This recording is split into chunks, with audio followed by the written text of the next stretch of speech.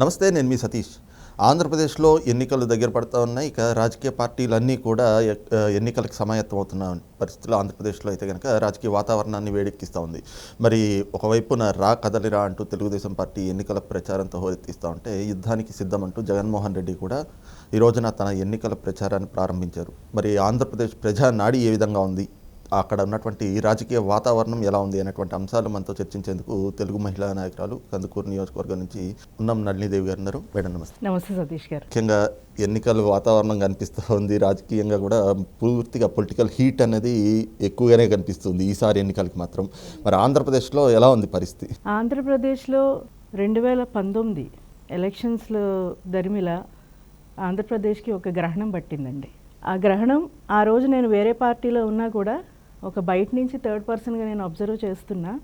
It's going wrong అనేది డెఫినెట్గా అందరికీ అర్థమైంది. కానీ ప్రజాస్వామ్యంలో ప్రజలు ఇచ్చిందే తీర్పు. ఆ తీర్పుని అందరూ శిరసావహించాల్సిందే.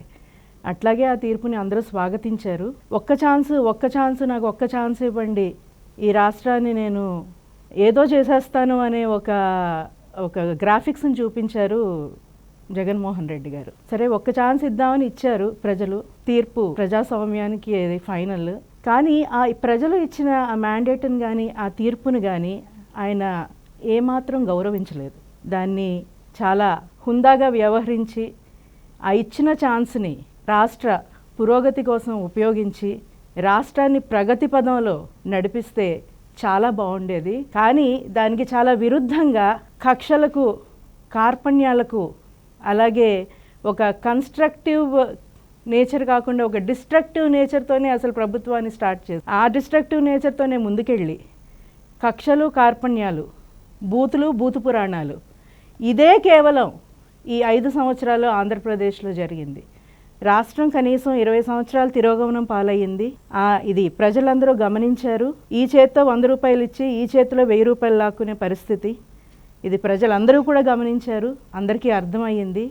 కాబట్టి ఇప్పుడు ఎన్నికలు ఎప్పుడా అని ఎదురు చూస్తున్నటువంటి తరుణం ప్రజానీకంలో ఉంది. అంటే మేం చేసింది తప్పు అని రియలైజ్ అయ్యి ఆ తప్పుని సరిదిద్దుకునే సమయం కోసం ఎదురు చూస్తున్నారు.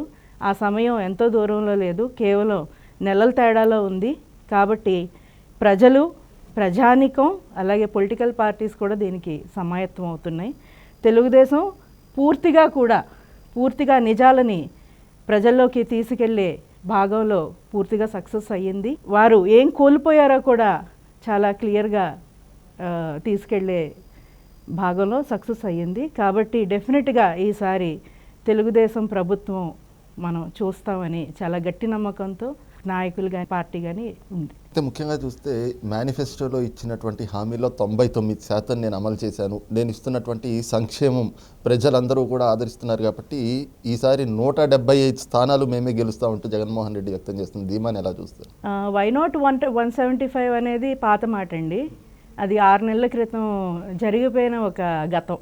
ఇప్పుడు ఆ కాన్ఫిడెన్స్ ఎక్కడా కూడా నాయకుల్లో కానీ అధినాయకుల్లో కానీ కనిపించట్లేదు.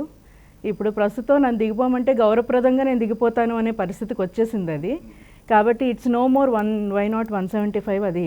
అది that's not anymore in the scene. ఇప్పుడు ఏదైతే సంక్షేమ పథకాల గురించి మనం మాట్లాడుకుంటున్నామో, సంక్షేమం అనేది పేదలు అందరికీ జరగాల్సింది, ప్రతి ఒక్కళ్ళకి జరగాల్సింది. కానీ నాకు ఓటేసిన వాళ్ళకే ఒక వాలంటీర్ వ్యవస్థ పెట్టి, వాలంటీర్ వ్యవస్థ ద్వారా మన కార్యకర్తలు ఎవరు, అవతల కార్యకర్తలు ఎవరు, మనకి ఓటేసిన వాళ్ళు ఎవరు, అవతల వాళ్ళకి ఓటేసిన వాళ్ళు ఎవరు అని వాళ్ళ కార్యకర్తలకు మాత్రమే సంక్షేమ పథకాలు ఇచ్చుకుని మిగతా వాళ్ళకి ఏదో ఒక వంక పెట్టి ఆ సంక్షేమం తీసేయడం సంక్షేమం కాదండి.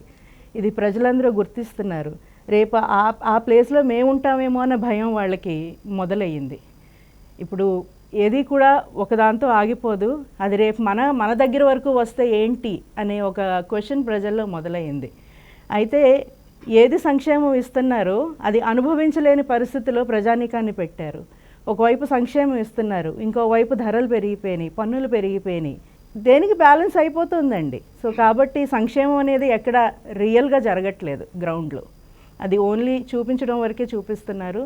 సంక్షేమం అనేది జరగట్లేదు. ఈ రోజున అదే సమయంలో చూస్తే రాజకీయంగా అక్కడ అంటే ఇంతకాలం మీరు చెప్పినట్టుగా ఒక కాన్ఫిడెన్స్ అనేది కనిపిస్తూ ఉండేది జగన్మోహన్ రెడ్డిలో. ఇప్పుడు మాత్రం ఒకవైపు నుంచి మీరు తెలుగుదేశము జనసేనల పొత్తు, ఇంకోవైపు నుంచి షర్మిల, ఇంకో పక్కన చూస్తే ఆ పార్టీలో నాయకులంతా కూడా వెళ్ళిపోతున్నటువంటి పరిణామాలు, వీటన్నిటిని చూసిన తర్వాత జగన్మోహన్ రెడ్డి పరిస్థితి ఎలా ఉండబోతుంది అంటే ఏం చెప్తారు ఇంకా రాబోయేటువంటి రోజులు? డెఫినెట్గా అధోగతి పాలేనండి. ఎప్పుడైతే ప్రజా సంక్షేమం పక్కన పెట్టి కక్షా కార్పణ్యాలకి మనం నడుం బిగించాము, అక్కడి నుంచే మొదలైంది పతనం అక్కడి నుంచే మొదలైంది. మీకు 5 సంవత్సరాలు టైం ఇచ్చారు జనం, 5 సంవత్సరాలు టైం ఇచ్చారు, మీరు మాకేం చేస్తారో చూపించండి అని అడిగారు. దేంతో మొదలుపెట్టారు? డిస్ట్రక్షన్తో మొదలుపెట్టారు. 3 క్యాపిటల్స్ అన్నారు. అసలు ఆంధ్ర రాష్ట్రానికి ఒక్క క్యాపిటల్ అన్నా ఉందా? ఇప్పుడు వైజాగ్లో ఏం జరుగుతోంది? మొత్తం కొండలు పిండి చేసేశారు. ఇవన్నీ ప్రజలకు కనిపించట్లేదా? ప్రజలు కనిపిస్తున్నాయి కదా. కాబట్టి ప్రజల తీర్పు అనేది ఫైనల్ అండి. ఇవన్నీ నాయకులు వెళ్ళిపోవడం కానీ ఇంకొకటి కానీ ప్రజాస్వామ్యంలో ఏదైతే ప్రజలు ఒక నిర్ణయం తీసుకుంటారో ఆ నిర్ణయానికి కట్టుబడి ఉంటుంది ఫలితం, the result. That is important. The beauty of ప్రజాస్వామ్యం, the beauty of democracy is recently exhibited in Telangana. అయితే అదే మళ్ళీ రిపీట్ అవబోతుంది. The beauty of democracy is again going to be exhibited in Andhra Pradesh. జనం తెలుసుకున్నారు, వాళ్ళు చేసిందేంటో, వాళ్ళు కోల్పోయిందేంటో ప్రజలకి అర్థమయ్యింది. డెఫినెట్గా ఈసారి తెలుగుదేశానికి పట్టం కడతారు. తెలుగుదేశం మళ్ళీ అభివృద్ధి చేసి చూపిస్తుంది. ఇంకో పక్కన చూస్తే ఈ రోజున షర్మిల ఉదంతం ఎందుకంటే రాజకీయంగా చాలా ఆసక్తికరంగా మారింది. గత ఎన్నికల్లో అంటే 2014 కానీ 2019 కానీ జగన్మోహన్ రెడ్డిని అధికారంలోకి తేవడం కోసం అన్న వదిలిన బాణం అంటూ తిరిగింది ఆవిడ. ఈ రోజున ఆవిడ ఆంధ్రప్రదేశ్ రాజకీయాలు కాంగ్రెస్ పార్టీ పీసీసీగా కూడా ఎంపిక రావటము, అట్ ద సేమ్ టైం ఈ రోజున ఆవిడ మీద వైసీపీ చేస్తున్నటువంటి ప్రచారం ఎలా చూస్తారు? అంటే మాట్లాడితే చిత్తశుద్ధి అంటారు, మహిళలంటే గౌరవం అంటారు. ఈరోజు సొంత చెల్లెల మీదే ఈ విధంగా చేయిస్తున్నటువంటి ప్రాపగాండా ప్రచారాన్ని ఎలా చూస్తారు? మీ ప్రశ్నలోనే యాక్చువల్గా ఆన్సర్ కూడా ఉందండి. ఇప్పుడు ఆంధ్రప్రదేశ్లో చాలా ప్రత్యేక పరిస్థితులు ఉన్నాయి. అటు బీజేపీకి చూస్తే దగ్గుపాటి పురంధేశ్వరి గారు అధినాయకురాలుగా వ్యవహరిస్తున్నారు, పార్టీ ప్రెసిడెంట్గా. ఇటు పీసీసీకి షర్మిల గారిని పార్టీ ప్రెసిడెంట్ చేశారు.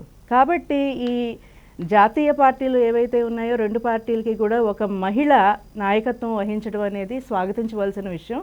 అది ఒక మహిళగా నేను స్వాగతిస్తున్నాను దాన్ని. అయితే అప్పుడు వాళ్ళ అన్నగారు ఎప్పుడైతే జైలుకి వెళ్ళారో ఆయన ప్లేస్లో అన్న వదిలిన బాణం కింద ఆవిడ పగ్గాలు తీసుకొని ఆవిడ చేశారు. అయితే ఆయన రాష్ట్రానికి నేను అది చేస్తా, రాష్ట్రంలో మహిళలకి ఇది చేస్తాను అని చెప్పేసి ఏవైతే హామీలు ఇచ్చి, మరీ ముఖ్యంగా మద్యపాన నిషేధం అనేది ఎర్రగా చూపించి మహిళల ఓట్లు దండుకున్నాడు జగన్మోహన్ రెడ్డి. కానీ ఆయన ఏం చేశారు? అదే మద్యపానాన్ని మళ్ళీ ఇంకో రూపంలో, లోకల్ బ్రాండ్స్ రూపంలో మళ్ళీ ప్రజల మీద రుద్ది, మహిళల మీద రుద్ది, వాళ్ళ మానాలకి, వాళ్ళ ప్రాణాలకి, వాళ్ళ మాంగళ్యాలకు కూడా ఎసరు పెట్టాడు జగన్మోహన్ రెడ్డి అనే వ్యక్తికి మహిళల మీద ఏమాత్రం గౌరవం లేదు, మహిళల మీద నిబద్ధత లేదు. మహిళల ఓట్లు 50% ఉన్నప్పటికీ కూడా మా మహిళా ఓట్ల మీద ఆయనకి ఏమాత్రం కూడా గౌరవం లేదు, మహిళా ఓటర్ల మీద. అదే సిచ్యువేషన్ ఇంట్లో కూడా రిపీట్ అయ్యిందండి. ఎంతో ఆసరాగా ఉండి, ఎంతో అన్నకి ఆసరాగా ఉండి ఆవిడ ఎంతో చేశారు. ఏదైనా అంతర్కలహాలు, కుటుంబంలో కలహాలు అనేది ప్రతి కుటుంబంలోనూ ఉంటాయి. కానీ ఆయన తన కుటుంబానికే న్యాయం చేయలేనప్పుడు రాష్ట్రానికి ఏం న్యాయం చేస్తారు? ఇంట గెలిచి రచ్చ గెలవాలంటారు ఎవరైనా. ఆయన ఇంటే గెలవలేకపోయాడు, ఇంక ఏ రచ్చలో గెలుస్తాడండి ఆయన? That is the main reason for his failure now. That is why he is going to lose. That is why he is going to be a failure in Andhra Pradesh.